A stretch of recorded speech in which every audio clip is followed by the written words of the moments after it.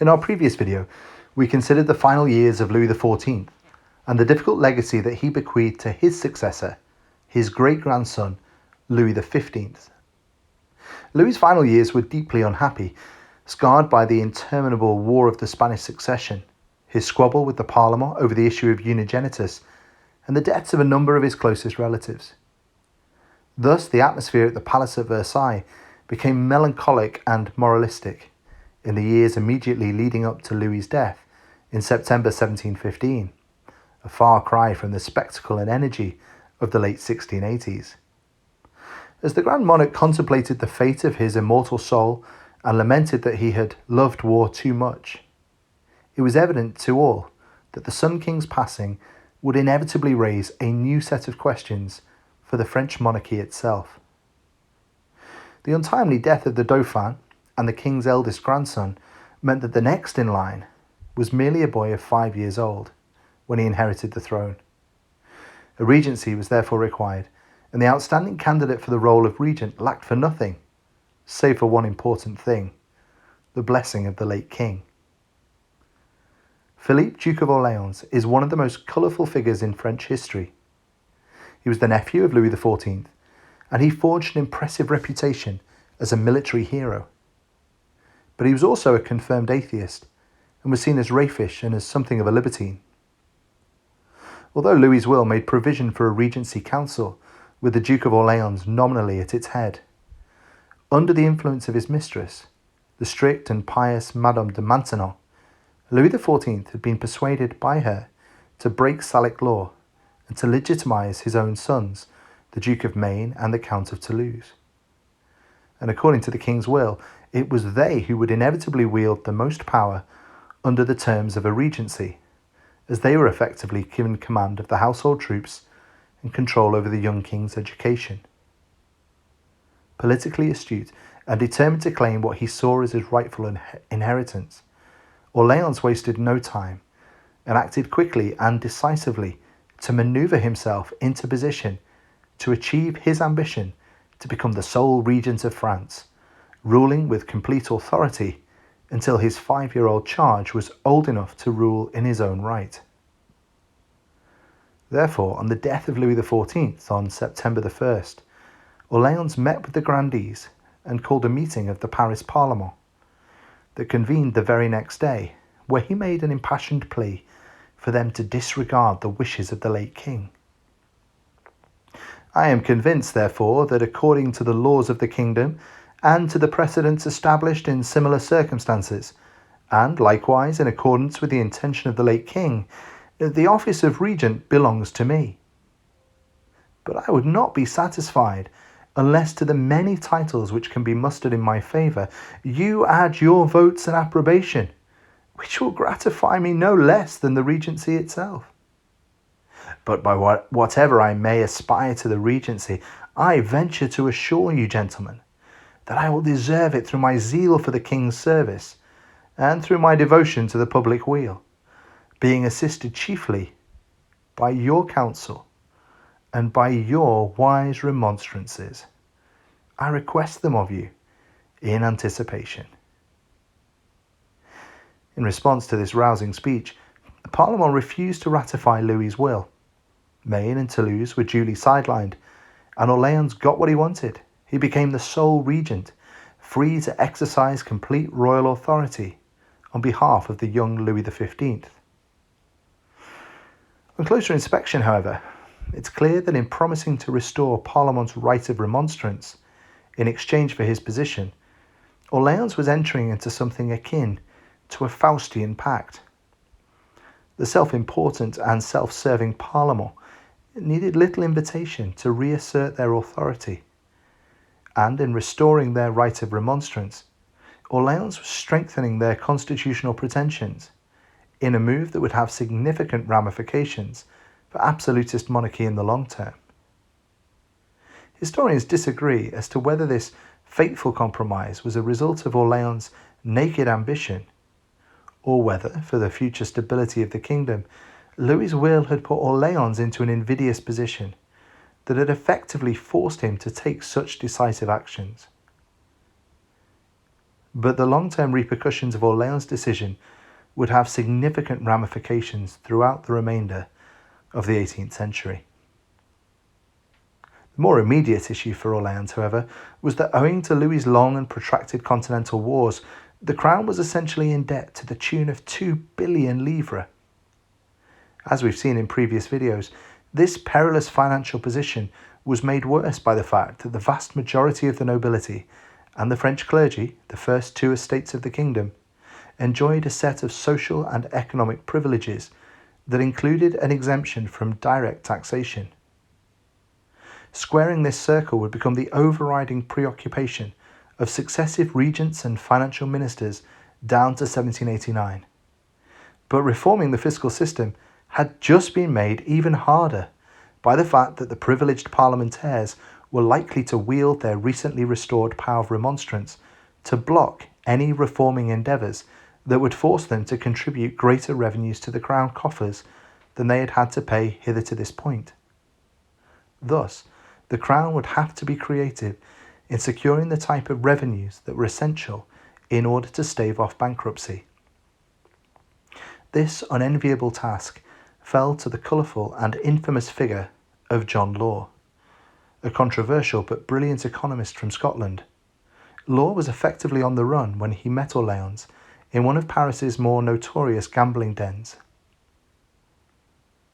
John Law had fled England after killing a man in a duel, but he impressed the new regent with his wild and ambitious plans for radically restructuring the French economy. And it wasn't long before Orléans, in effect, gave John Law the keys to the kingdom. He quickly set about creating a new trading company. He developed a new national bank. He assumed responsibility for collecting taxes and promoted the circulation of paper money. Nobles who owned government debt were repaid in shares in the Mississippi Company, an ambitious trade conglomerate. But John Law's radical reforms quickly led to a speculation frenzy, rapid inflation, and when the Mississippi bubble burst in 1720, Law was once again on the run, this time from a baying crowd of speculators who faced financial ruin as a result of Law's reckless scheme.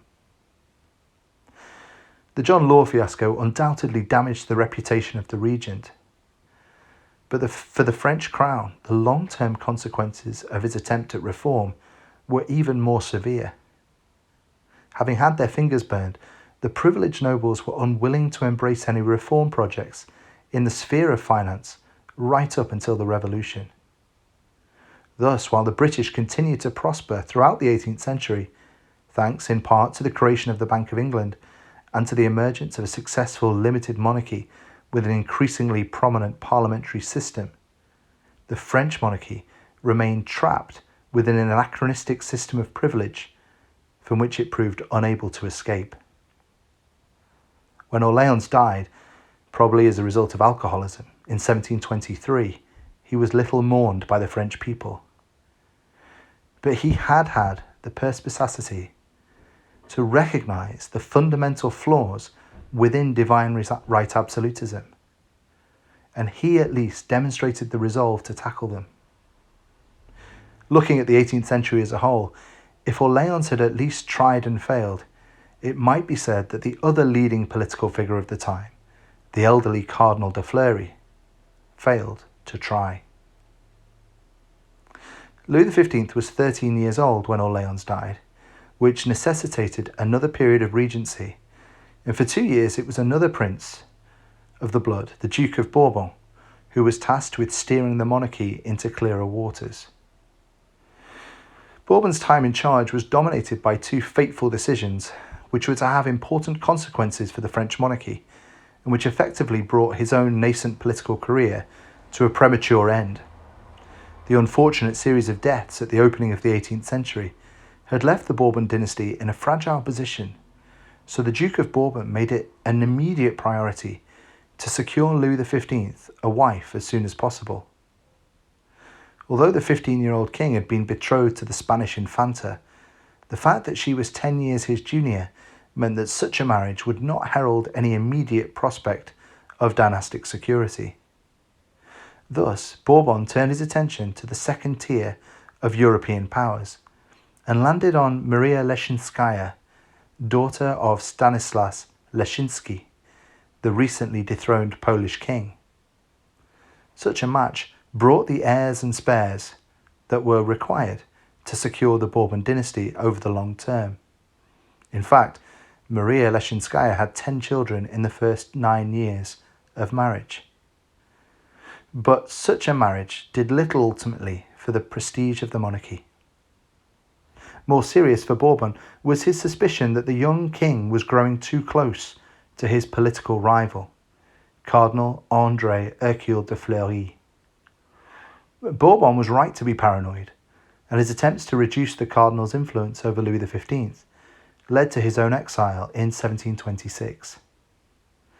Although now of an age to assume the reins of government himself, unlike his great-grandfather, Louis XV was not anxious to assume responsibility for his own affairs, and so he instead turned to his confidant, and from 1726 to 1743, France was ruled by his mentor, André Hercule de Fleury.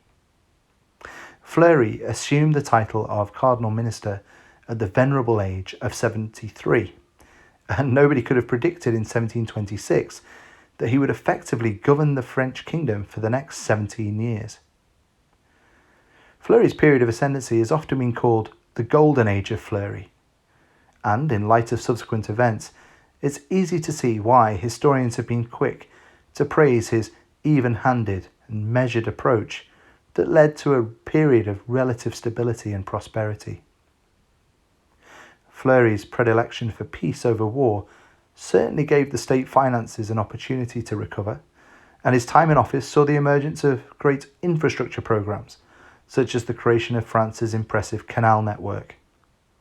It's also possible, however, to read this period as a time of stasis and decay, as Fleury did little to try and reform the antiquated fiscal system, and his reluctance to challenge privilege meant that the structural weaknesses within French absolutism were largely ignored during his ministry. This wasn't a major problem as long as France could stay out of war, but that was not a realistic prospect long term, especially as Louis XV inevitably felt compelled to pursue la gloire in the grand manic of the Sun King. Sure enough, by the time of Fleury's death in 1743, Louis XV had become embroiled in the expensive and protracted war of the Austrian succession. Fighting a major continental war against the traditional Habsburg enemy may well have been Louis XV fulfilling expectations as a divine right absolutist, but it nearly came at the cost of the king's life. Visiting the troops on the front line in an effort to raise morale, Louis XV fell seriously ill at Metz in 1744, and it was assumed that he was facing imminent death. The nation rallied around their monarch and prayed fervently for his recovery. Louis's restoration to full health inevitably led to wild celebrations in France, as it served to confirm God's favour on Louis le Bien-Aimé, Louis the Well-Beloved. But at Metz, Louis had been encouraged to dismiss his mistresses, and his public confession had shocked contemporaries with its frankness and salacious tales of sexual licence. Character assessments of the king from his contemporaries are almost universally negative, with the Duke of Choiseul opining that Louis XV was soulless with the mind of a spiteful child. Indeed, historians have been barely less charitable, with Julian Swan opining that Louis XV has long been considered the embodiment of vice, the very incarnation of the abuses allegedly rotting the core of the Ancien regime. Thus, questions about the sacrality of the throne and Louis's position as God's lieutenant on earth became increasingly commonplace by mid-century. These questions became louder and starker as the king's behaviour worsened in the 1750s. Undoubtedly, the desacralisation of the French throne in the 18th century was hastened by the spirit of inquiry that was unleashed by the Enlightenment. But Louis XV's predilection for debauchery, centred at the Parc aux Cerfs, his own private brothel at Versailles, undoubtedly contributed to an erosion of royal authority from mid-century onwards. When Louis XV saw Francois Boucher's portrait of Marie-Louise O'Murphy, famous for its undisguised eroticism, he immediately requested an audience with the model and had her installed at the Parc aux Cerfs. It was becoming increasingly hard to justify the notion that the king had been entrusted by God with semi-sacerdotal powers.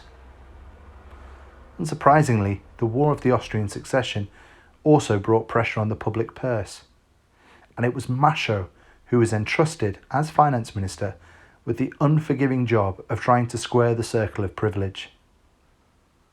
Machaut's efforts to force the privileged estates to pay direct taxation brought howls of derision from the nobles and the clergy, and it acts as a classic case study in why the French monarchy proved unable to reform prior to its collapse in 1789.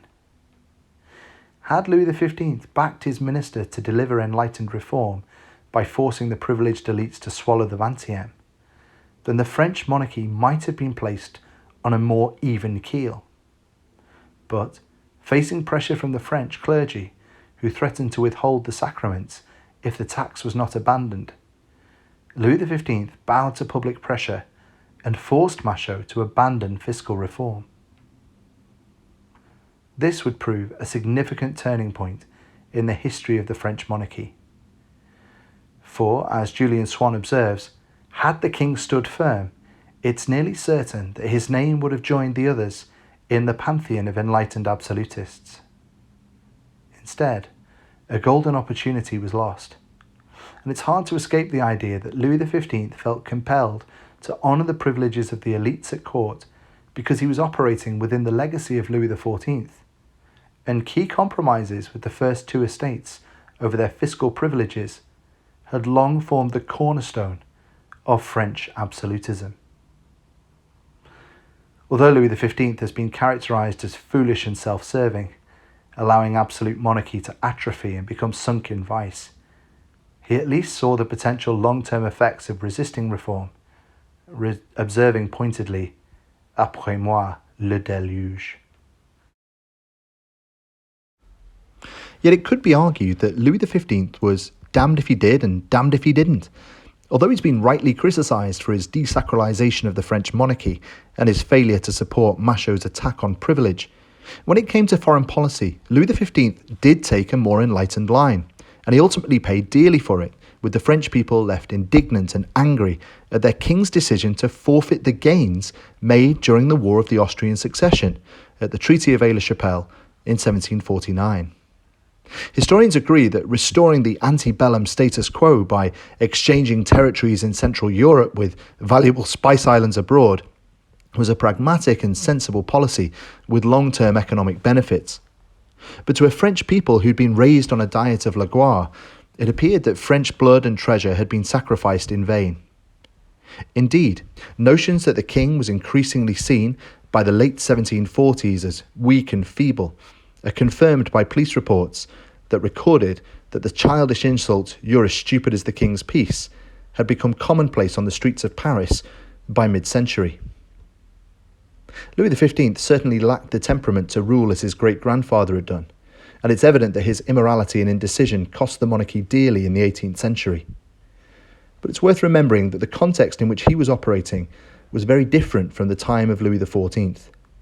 Europe was becoming increasingly enlightened by the 1740s, and this raised fundamental questions of divine right absolutism.